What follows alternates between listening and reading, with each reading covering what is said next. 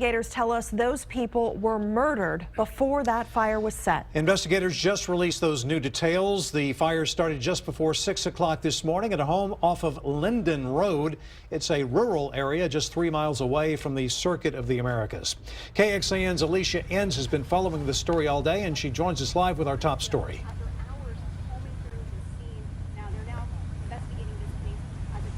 Hey, good evening, Robert and Shannon. You know, this is one of those situations where being out here all day, we have been getting updates throughout the day. The latest one coming just 30 minutes ago.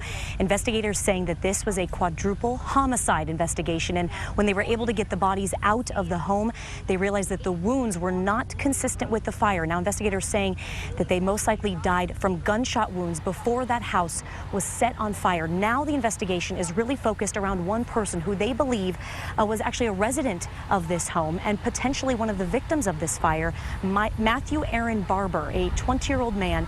And now what they need is help, a lot of it from neighbors, witnesses, anything that people know about this man to hopefully lead them to some answers. We'd like for people who know Matt to give us a call. We'd like to know from people who might know what's been going on at this residence, what they've seen coming and going. Neighbors have described vehicles moving back and forth. We'd like to know what kind of vehicles you're seeing. When do they travel? Do you know anybody who drives those vehicles? Whatever we can find out is going to help us in this case.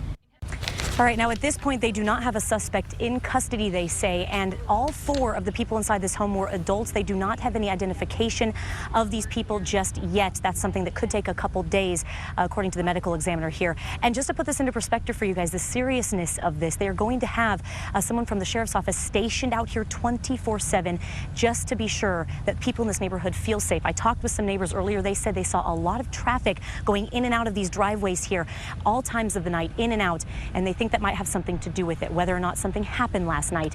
And also to put this into perspective, the last time that there was a quadruple homicide in this area, according to detectives, 9 to 10 years ago in Jonestown, just to show you the seriousness of this. And this is something they are taking very seriously. If we find out any more information, we're going to stay on this. Kylie McGivern is actually here right now working with this, and we'll hopefully bring you guys some more information. I'll send it back to you guys in the studio.